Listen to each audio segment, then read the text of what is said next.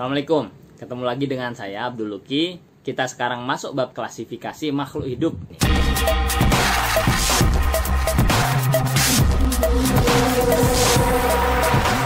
Jadi benda di dunia ini kan macam-macam sekali ya, termasuk susunan dari benda-benda itu. Misalnya air, itu H2O, itu tersusun dari 2 atom hidrogen, 1 atom oksigen.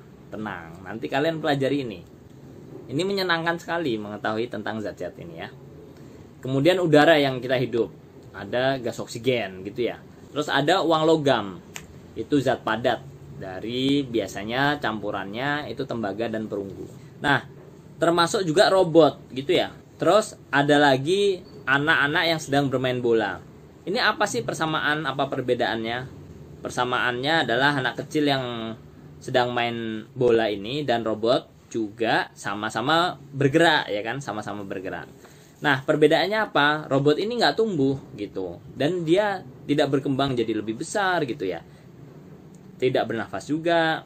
Tapi kalau anak kecil ini kan punya ciri-ciri itu, dia berkembang jadi lebih besar, terus dia juga bernafas gitu ya. Kita langsung ke halaman 29 di kota ini, lakukan pengamatan terhadap mobil-mobilan, terus juga ikan dan kucing. Catat ciri hidup yang tidak hidup yang dimiliki dari ketiga benda itu. Tulis di tabel bawah ya. Ciri-cirinya apa gitu ya. Kalau ikan sama kucing apa, kalau mobil-mobilan apa, dikasih keterangan. Bandingkan. Coba disampaikan ke orang lain. Pemahamannya sama apa enggak gitu. Terus bersama dirumuskan. Jadi ciri-cirinya apa dari benda di lingkungan sekitar kita ini?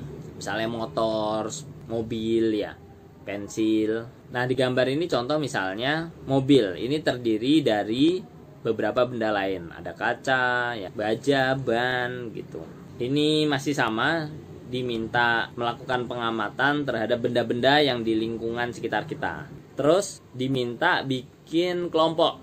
Terdiri misalnya 5 orang ya. Ciri-cirinya apa sih dari tas itu, benda, ban mobil, bola gitu ya. Dari benda-benda itu tadi, ada nggak yang punya ciri-ciri sama? Catat ciri-ciri dari benda-benda itu, apa saja yang bisa didapatkan ciri-cirinya.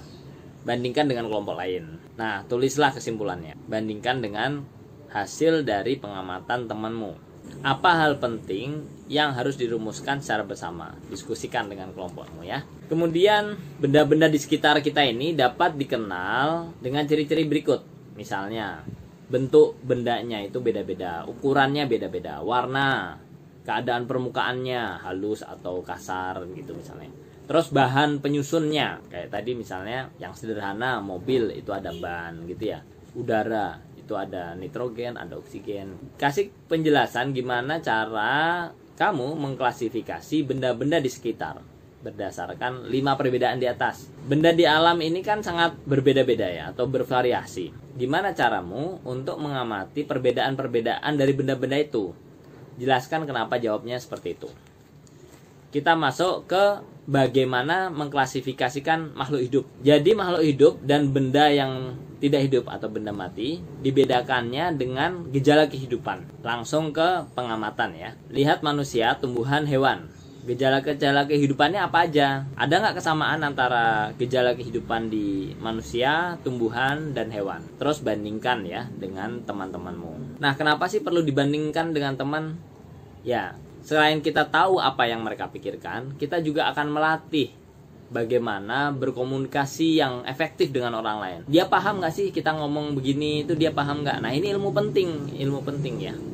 Jadi sangat bermanfaat kalau misalnya kalian punya kesempatan untuk melakukan tugas-tugas tambahan di buku ini. Oke, ciri-ciri makhluk hidup. Yang pertama, bernapas. Kalau kita napas, kita menghirup udara. Yang sangat kita butuhkan adalah oksigen. Kemudian dikeluarkan dalam bentuk karbon dioksida atau CO2. Yang kandungan CO2-nya lebih besar dibanding ketika kita hirup udara itu gitu. Kita bisa merasakan kebutuhan bernapas itu dengan cara tidak bernapas, tidak menghirup udara selama beberapa saat. Tentu kita rasanya akan sesak ya. Nah, ini artinya kita kekurangan oksigen. Kemudian kita juga perlu makan sama minum. Kita perlu energi. Gimana cara dapat energi? Yaitu dengan makan dan minum. Terus bergerak ya. Kalau kita bergerak, lari, renang gitu ya, menggerakkan tangan. Kita bisa melakukan aktivitas itu karena memiliki sistem gerak namanya. Apa aja? Tulang gitu ya, sendi, otot. Tulang, sendi, dan otot ini bekerja sama sehingga membentuk sistem gerak. Selain itu, kita juga tumbuh dan berkembang. Intinya ya kita makin tinggi, berat badan juga kadang makin berat gitu ya, walaupun kadang juga berat badan bisa turun karena kita sakit misalnya. Lebih ekstrim lagi kalau misalnya di kupu-kupu ya, dia bertelur, telur jadi ulat gitu, terus berubah jadi kepompong, kepompong jadi kupu-kupu, terbang gitu. Perubahannya beda banget ya. Kalau kita ya dari kecil makan jadi besar, jadi besar, jadi besar ya. Terus berkembang biak. Ini terkait dengan kemampuan untuk memperoleh keturunan. Misalnya bayi lahir ya. Ada juga orang tua dari orang tua kita yang kita sebut dengan kakek dan nenek. Tumbuhan juga sama. Seperti misalnya yang paling gampang itu kita lihat pohon pisang ya. Itu kan sering ada anaknya ya di sekitar pohon pisang yang dewasa. Ini berkembang biak. Terus peka terhadap rangsang. Kalau misalnya kita tiba-tiba dikasih sorot lampu, spontan kita langsung tutup mata kita.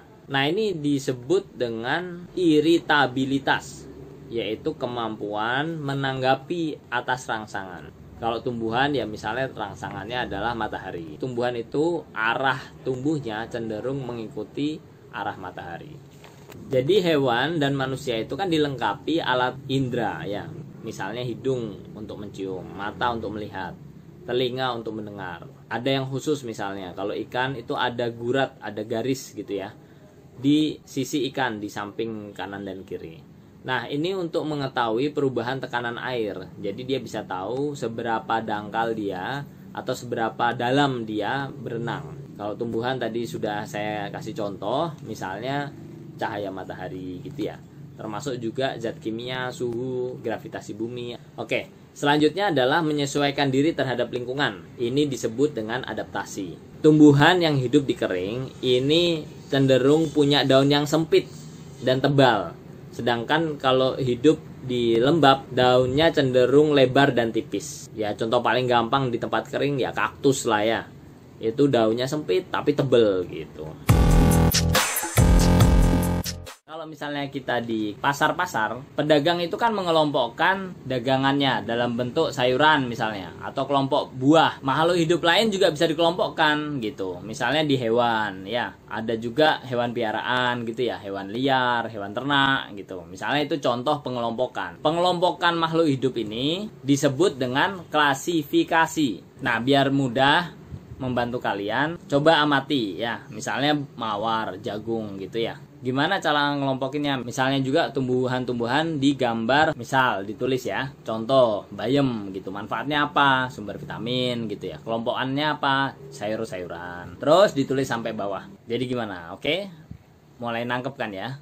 Terus misalnya pengelompokan hewan. Yang disiapkan apa? Hewan-hewan yang ada di sekitar kita tapi tidak berbahaya. Terus pinset gitu ya. Terus kaca pembesar, kasih juga nampan gitu. Dicermati hewan-hewan itu tadi, terus ditulis hasil pengapatannya di tabel berikut. Misalnya, nama hewannya apa? Contoh capung gitu ya. Bagian tubuhnya ada 3, ada kepala, badan, ekor gitu. Ada sayapnya enggak? Ada, sepasang gitu ya. Terus jumlah kakinya ada berapa? Tulis ciri-ciri yang dimiliki dari setiap hewan. Hewan apa saja yang punya ciri-ciri yang sama. Kelompokkan hewan-hewan yang ciri-cirinya sama. Buatlah kesimpulan. Jadi klasifikasi makhluk hidup itu cara mengelompokkan makhluk hidup berdasarkan kesamaan ciri-ciri yang dimiliki. Tujuannya apa? Ya untuk memudahkan kita mengenali dan membandingkan, juga mempelajari makhluk hidup itu sendiri gitu. Tujuan khusus lainnya apa? Pengelompokan berdasarkan persamaan dan perbedaan ciri. Terus dideskripsikan ciri-cirinya. Terus bisa tahu kekerabatan hubungan antar makhluk hidup, misalnya kucing dan harimau gitu. Ada kekerabatan, mirip lah. Nah, sehingga juga kalau kita sudah tahu mereka punya sifat-sifat yang mirip, struktur tubuh yang mirip juga. Terus juga kita bisa memberi nama makhluk hidup yang belum diketahui namanya. Misalnya kalian jadi peneliti, menemukan ikan baru di dalam dasar laut atau di gua purba gitu misalnya. Mungkin belum dikasih nama, bisa kalian kasih nama gitu. Nama ilmiah ya maksudnya ya. Jadi dasar klasifikasinya yang pertama adalah persamaan dan perbedaan yang dimiliki dari makhluk hidup itu sendiri. Terus ciri bentuk tubuhnya itu disebut morfologi, atau alat dalam tubuh disebut dengan anatomi. Bisa juga klasifikasi berdasarkan manfaat gitu ya, ukuran, tempat hidup, cara hidup. Kita mulai dari klasifikasi dikotom dan kunci determinasi. Awalnya pengelompokan ini berdasarkan persamaan ciri yang dimiliki. Ukuran pengelompokan yang bisa besar, bisa kecil juga. Nah, kelompok ini disebut takson. Orang yang pertama lakukan pengelompokan ini adalah Linnaeus. Lahir di 1707, meninggal 1778. Urutan taksonnya begini. Regnum, ini dalam bahasa Latinnya ya. Terus bahasa Indonesia, bahasa Inggris gitu ya. Dalam bahasa Latin misalnya, Regnum, Divisio, Classis, Ordo, Familia, Genus, terus yang paling kecil adalah Species. Jadi didasarkan pada apa? Pada persamaan ciri yang paling umum. Kemudian makin ke bawah, makin khusus. Kriteria klasifikasi tumbuhan. Misal, organ perkembangan biakannya. Apakah dia dengan spora atau dengan bunga? Spora itu kayak apa? Nah, detailnya bisa di googling ya. Terus habitus atau perawakan tumbuhan waktu hidupnya, apakah dia tegak, menjalar atau merambat gitu ya.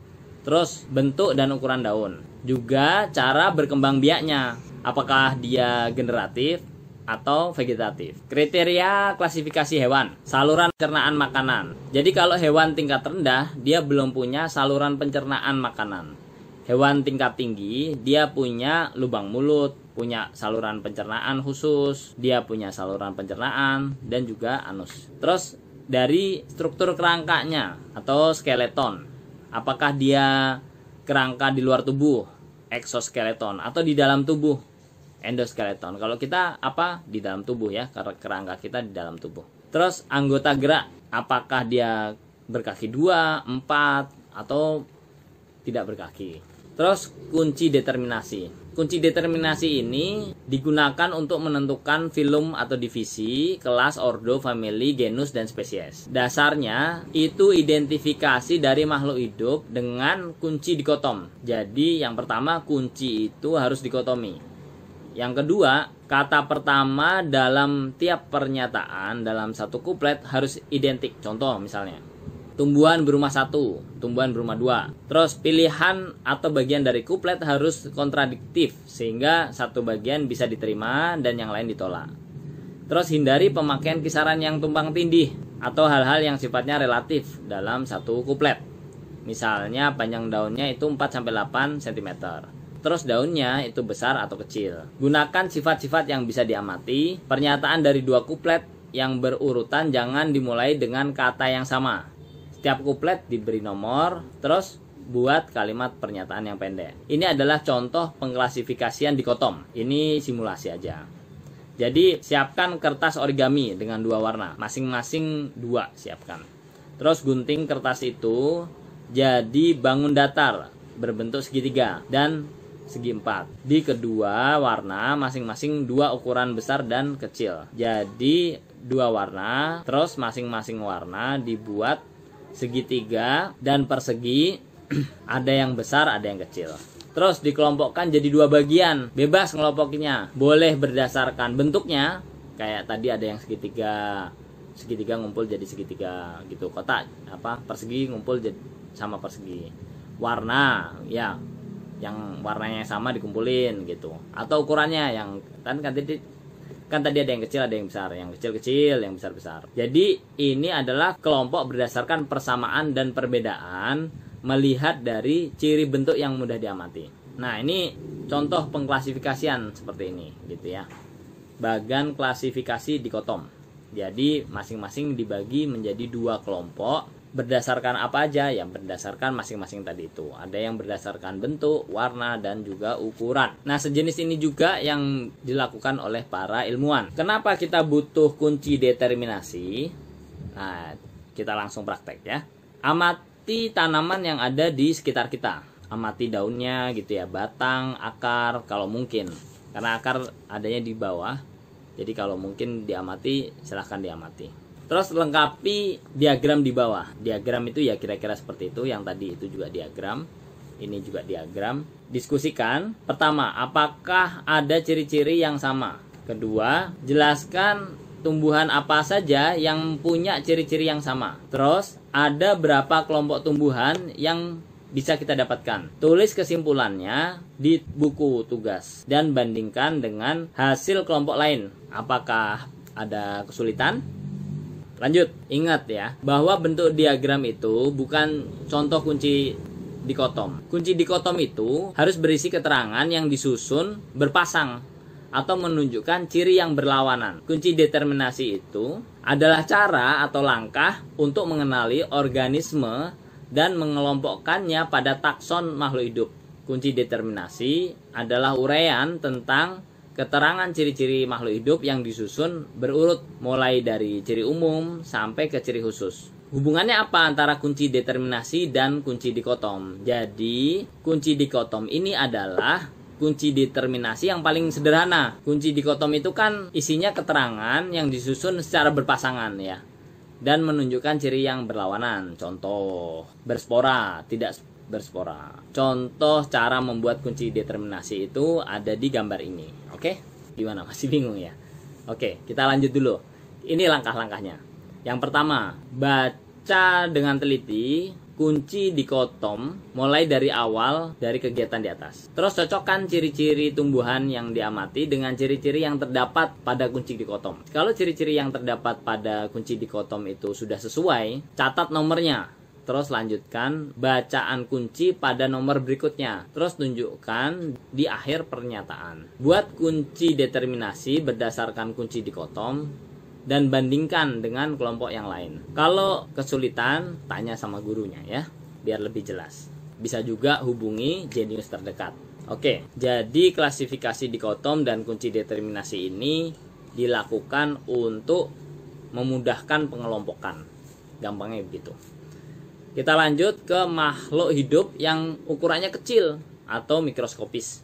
Makhluk-makhluk ini hidupnya di mana-mana, macam-macam. Contoh, sisa-sisa makhluk hidup, bahkan dalam sebutir debu pun ada. Kita bisa melihat bakteri, misalnya E. coli itu, dengan mikroskop elektron atau mikroskop cahaya dengan menggunakan pewarna. Jadi kalau kita mau melihat makhluk hidup yang ukurannya sangat kecil ini, kita perlu pakai alat yang disebut dengan mikroskop. Jenisnya macam-macam mikroskop ini. Ada yang canggih sekali, ada yang sederhana. Yang sederhana ya dengan menggunakan kaca pembesar. Yang canggih sekali dia menggunakan komputer dan dia bisa melihat ukuran yang sangat kecil. Ini adalah bagian-bagian dari mikroskop itu sendiri. Ada lensa okuler, ada lensa objektif, ada diafragma. Cerminnya ada dua, ada cermin datar dan cermin cekung. Ini dikombinasikan biar bisa melihat barang yang kecil. Jadi yang kecil menjadi semakin besar, semakin besar, semakin besar sehingga bisa kita lihat. Kira-kira itu guna dari banyak lensa-lensa ini. Terus cara menggunakannya. Ini adalah cara menggunakan mikroskop yang paling sederhana. Pertama ya ambil mikroskopnya ya kan. Terus pasang lensa okulernya, cahayanya disesuaikan. Persiapkan preparat yang diamati, artinya persiapkan benda yang mau diamati. Diatur fokusnya biar kelihatan. Kalau preparatnya udah kelihatan, terus diperbesar gitu ya. Preparat itu juga perlu disiapkan karena biar kelihatan dia ukurannya dan ketebalannya harus disesuaikan. Sekarang masuk ke kelompok Monera atau Protista. Pertama, amati tetes air kolam. Jadi air kolam yang warnanya hijau itu diambil sedikit aja, terus mikroskop, terus pipet tetes, terus kaca objek dan penutupnya.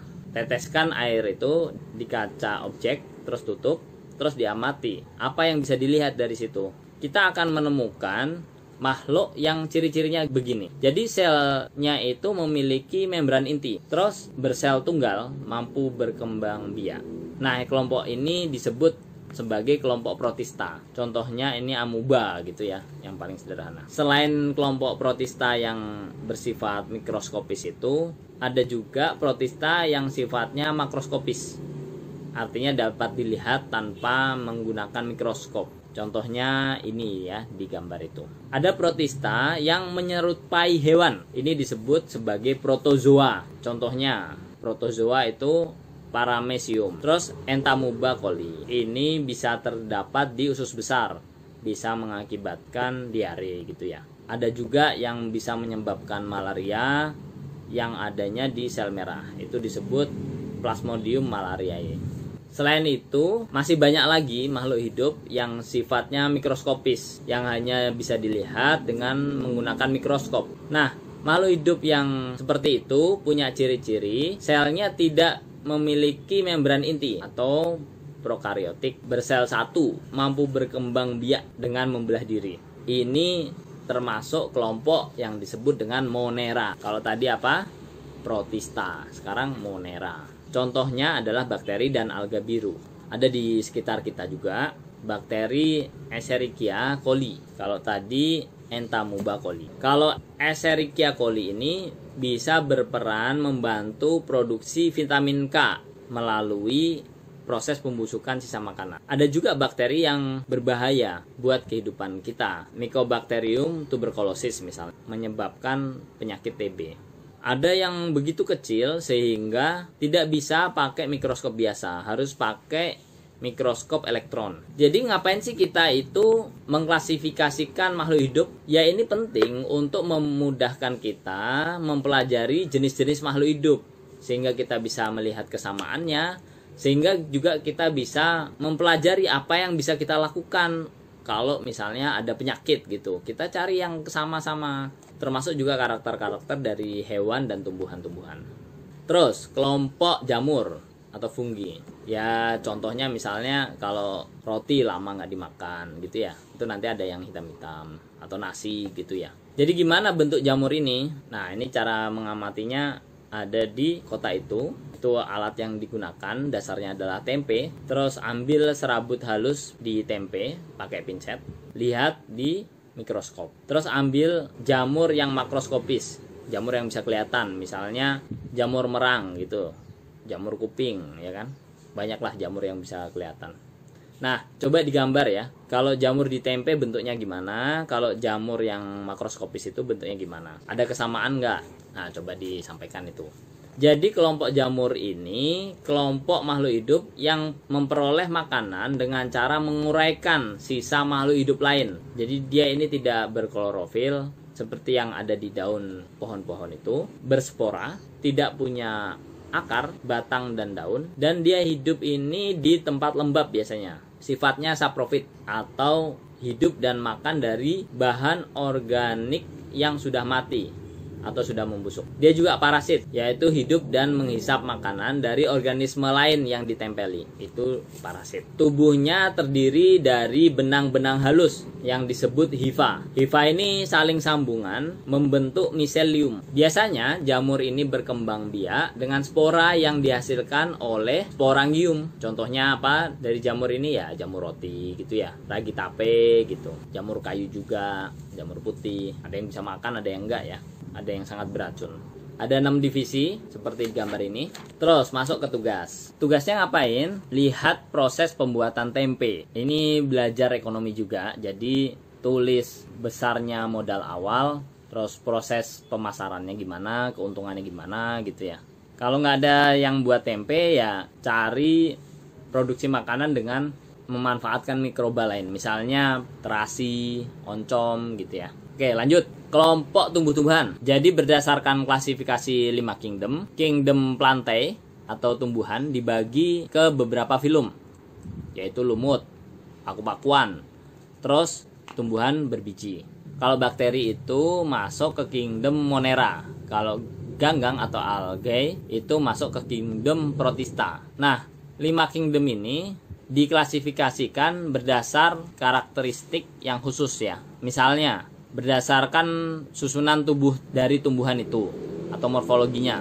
Nah, ada 2 kelompok besar, yaitu tumbuhan tidak berpembuluh seperti lumut atau tumbuhan berpembuluh, paku-pakuan gitu ya. Terus tumbuhan berbiji. Kita mulai dari tumbuhan lumut dan tumbuhan paku. 2 kelompok tumbuhan ini memiliki spora, berkembang biak dengan cara vegetatif dan generatif, punya klorofil juga, berfotosintesis, suka tempat yang lembab. Coba amati perbedaan tumbuhan lumut, paku, dan mangga. Oke? Cari lumut di mana sih? Ya misalnya di tembok-tembok itu yang bludru hijau, itu lumut ya. Amati dengan kaca pembesar kalau diperlukan. Misalnya akarnya gimana, batangnya gimana, daun, bunga, buah, terus bijinya, juga habitatnya, di mana dia tumbuh gitu. Di tempat yang seperti apa. Oke? Diisi, terus didiskusikan. Nah, dari kegiatan itu kita bisa tahu bahwa tumbuhan dikelompokkan jadi dua kelompok besar, yaitu tumbuhan tidak berpembuluh dan tumbuhan berpembuluh. Pembuluh ini apa sih artinya? Ya, dia punya seperti otot yang membawa sesuatu. Jadi kalau di sini disebut tumbuhan tidak berpembuluh itu adalah tumbuhan yang tidak memiliki berkas pengangkut. Biasanya dia tidak punya akar, tidak punya batang, dan tidak punya daun sejati, artinya daun yang memang berfungsi sebagai daun. Struktur yang menyerupai akar disebut dengan rizoid, terus berspora dan juga berklorofil. Kalau tumbuhan berpembuluh itu bisa jelas dibedakan antara akarnya, batangnya gitu ya, terus daunnya, jelas perbedaannya. Tumbuhan berpembuluh ini disebut juga dengan tumbuhan berkormus. Terdiri dari dua kelompok, Cormophyta berspora dan Cormophyta berbiji. Yang berbiji punya bunga dan biji, kalau yang berspora tidak punya bunga. Contohnya itu adalah tumbuhan paku. Nah, kalau tumbuhan paku ini dia punya akar, punya batang, daun sejati, artinya ya daun, tidak berbunga dan tidak berbiji. Ciri lain dari tumbuhan paku adalah daun mudanya itu menggulung. Daun tumbuhan paku ada yang menghasilkan spora, disebut sporofil. Ada pula daun yang tidak menghasilkan spora, disebut tropofil. Terus tumbuhan berbiji dikelompokkan jadi biji terbuka dan biji tertutup. Jadi kita bisa lihat kan ya, tumbuhan melinjo dan tumbuhan jeruk. Ini ada beberapa peralatan dan bahan yang dibutuhkan. Amati dari tumbuhan yang ada yang tadi disebut. Jadi ada melinjo, pakis haji, jeruk, terong, tebu, pandan, rambutan. Amati bagian akar, batang, daun, bunga, bijinya. Terus kelompok tumbuhannya bagaimana gitu ya. Tumbuhan terbuka punya ciri-ciri begini. Berbiji telanjang karena bijinya tidak dibungkus oleh daun buah. Terus alat reproduksinya berupa bangun serta kerucut yang disebut dengan strobilus. Ada yang jantan, ada betina. Batangnya besar dan berkambium. Berakar tunggang dan serabut. Daun selalu hijau, sempit, tebal, dan kaku. Contohnya adalah cemara, pinus, itu juga melinjo. Oke, tumbuhan berbiji tertutup punya bakal biji atau biji yang berada dalam struktur yang tertutup oleh daun buah. Daun buah ini dikelilingi oleh alat khusus yang membentuk struktur pembiakan yang disebut dengan bunga. Ya, singkatnya adalah ada daun buahnya, ada bunganya. Contoh tumbuhan biji tertutup ya gampang ya. Mangga gitu, jambu, apokat, termasuk nangka. Nah, tumbuhan berbiji tertutup ini bisa dikelompokkan lagi menjadi berkeping satu atau monokotil dan berkeping dua atau dikotil. Cara mengetahuinya gimana? Perlu disiapkan kecambah jagung, kecambah kacang hijau, air. Tumbuhkan kecambah itu dan rawat baik-baik. Agak lama ya. Nah, dari sini bisa kelihatan nih bedanya apa. Catat akar, batang, daun, bunga, keping biji, dan kelompokkan. Terus diskusikan, oke? Jadi kalau monokotil itu memiliki satu keping daun lembaga. Terus berakar serabut, batangnya tidak berkambium. Berkas pembuluh pengangkutnya itu tersebar. Terus tulang daunnya itu sejajar atau melengkung. Ini yang paling gampang melihat dari tulang daun memang. Nah, kelopak bunganya biasanya terdiri dari kelipatan 3. Terus kalau tumbuhan berkeping 2 atau dikotil, ciri-cirinya punya 2 keping daun lembaga, berakar tunggang, batangnya berkambium, tulang daunnya itu menjari atau menyirip. Terus berkas pengangkutnya tersusun dalam satu lingkaran. Kelopak bunganya itu biasanya kelipatan 4 atau 5. Jadi singkatnya begini, tumbuhan itu dibedakan jadi 3 kelompok. Pertama lumut, kedua itu paku-pakuan, yang ketiga tumbuhan berbiji. Gampang kan? Jadi lumut, paku-pakuan, berbiji. Nah, yang berbiji itu ada yang biji terbuka, ada yang biji tertutup. Contoh yang buah-buahan biasa yang kita makan itu ya biji tertutup. Jadi bijinya di dalam buah gitu ya. Nah, dari biji tertutup itu ada yang monokotil, ada yang dikotil. Oke? Gampang. Kita lanjut ke kelompok hewan. Ini adalah kelompok terakhir dari bab ini. Singkat cerita, hewan ini dikelompokkan jadi dua. Hewan tidak bertulang belakang atau avertebrata dan hewan bertulang belakang atau vertebrata. Jadi hewan tidak bertulang belakang atau avertebrata dan hewan bertulang belakang atau vertebrata. Tidak bertulang belakang dikelompokkan lagi jadi 8 kelompok. Yang pertama, hewan berpori atau porifera. Hewan berongga, cacing pipih, cacing giling, cacing berbuku-buku, hewan lunak atau moluska, hewan kulit duri, dan hewan dengan kakinya beruas-ruas. Oke, di kota ini kita diminta untuk mengetahui ciri-ciri dari hewan tersebut, mana yang sesuai dengan kelompoknya. Terus diamati. Kalau kesulitan cari di internet, googling. Oke. Lanjut ke porifera. Jadi porifera itu apa? Dia hewan yang punya pori-pori. Ya, makanya porifera. Tubuhnya itu seperti spons, warnanya macam-macam. Terus, Coelenterata. Ini hewan berongga, punya tentakel buat nangkep mangsanya. Di permukaan tentakelnya ada yang beracun dan menyengat. Tubuhnya bentuknya seperti polip yang nempel di tempat hidupnya. Ada yang bentuknya medusa, melayang-layang di air. Contohnya paling gampang ya ubur-ubur gitu ya. Terus ada bunga-bunga lain, ada hydra juga gitu. Lanjut, cacing atau vermes. Tubuhnya lunak, tidak bercangkang. Nah, ini gampang lah, cacing kalian tahu cacing. Oke. Dari bentuk tubuhnya ada 3. 1 cacing pipih. Contohnya cacing hati, cacing pita. Terus cacing gilik, tubuhnya itu bulat panjang dan tidak bersegmen. Contohnya cacing perut, cacing kremi, cacing tambang gitu ya. Terus ada yang tubuhnya beruas-ruas seperti cincin. Contohnya cacing tanah. Saya ulang lagi, cacing ada 3 kelompok. Yang tubuhnya pipih, terus yang gilik, dan cacing yang beruas-ruas. Lanjut ya. Moluska. Moluska ini tubuhnya lunak, banyak lendir, terbungkus oleh mantel. Nah, dia ada yang memiliki cangkang untuk melindungi tubuhnya. Biasanya di darat dan air. Contohnya ya cumi-cumi, gurita, termasuk juga siput, kerang. Oke, lanjut. Arthropoda atau hewan berbuku-buku. Tubuhnya dibedakan atas kepala, dada, perut. Tubuhnya ini terbungkus zat kitin yang keras. Punya indera yang peka terhadap sentuhan dan bau-bauan. Matanya majemuk. Jadi matanya ini terdiri atas ribuan mata-mata kecil yang bentuknya segi 6. Arthropoda ini ada 4 kelas. Yang pertama insekta atau serangga. Contohnya gampang ya, belalang, kumbang gitu. Terus krustasea atau udang-udangan. Contohnya udang, termasuk juga kepiting ya. Terus laba-laba, arachnoide. Contohnya ya laba-laba itu sendiri. Termasuk kalajengking itu masuk di situ. Kutu itu juga masuk kelas dari laba-laba atau arachnoide. Ada lagi myriapoda atau lipan. Contohnya ya kaki 1000. Lanjut, echinodermata. Ini hewan tubuhnya diselimuti oleh duri. Ada lempengan zat kapur atau zat kitin yang keras. Tubuhnya simetris radial dengan 5 lengan seperti bintang. Ya contohnya juga bintang laut ya. Ada juga yang lain misalnya bulu babi gitu ya atau landak laut. Terus ada beberapa yang lain. Oke, kita lompat ke hewan bertulang belakang atau vertebrata. Contohnya ada di gambar ini. Di kota itu kita suruh mengamati, ada beberapa hewan yang sudah di list, yang sudah dituliskan.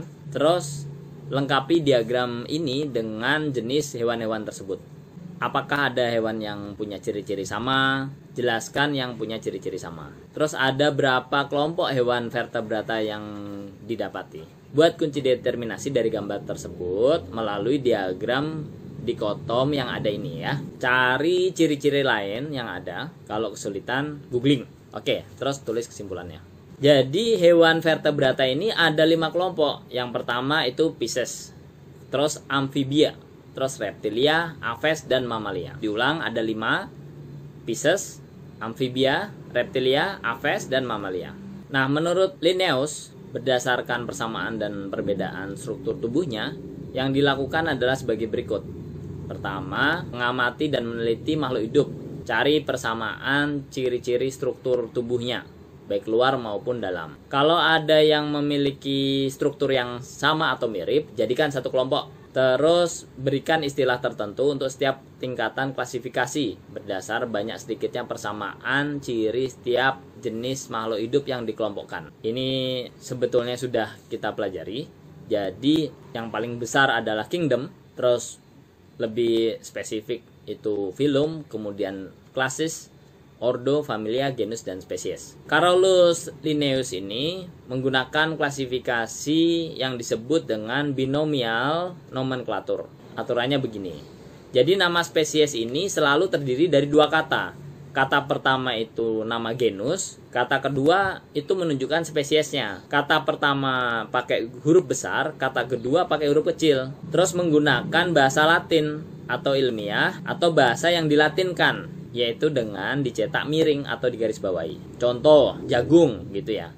Itu zea mays, atau nulisnya begini ya, zea mays, bisa miring, bisa digaris bawahi.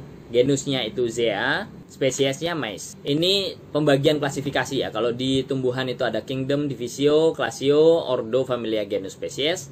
Kalau hewan, kingdom, phylum, klasis, ordo, familia, genus, spesies. Itu kotak selanjutnya adalah diminta membuat pengelompokan. Kalian latihan menjadi seperti ilmuwan beneran, oke? Ada beberapa hewan di situ, diikuti. Terus ada juga info ilmuwan, ini seru banget, bisa kalian nikmati. Dan ada rangkuman juga. Uji kompetensi seperti biasa, saran saya dikerjakan atau setidaknya dibaca, mumpung kalian masih ingat.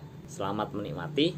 Sampai ketemu di bab-bab selanjutnya. Ada juga saya sediakan hiburan-hiburan seperti El Mobili, itu membahas tentang hypercar yang paling hits di dunia saat ini. Ada di channel ini juga, oke? Assalamualaikum warahmatullahi wabarakatuh.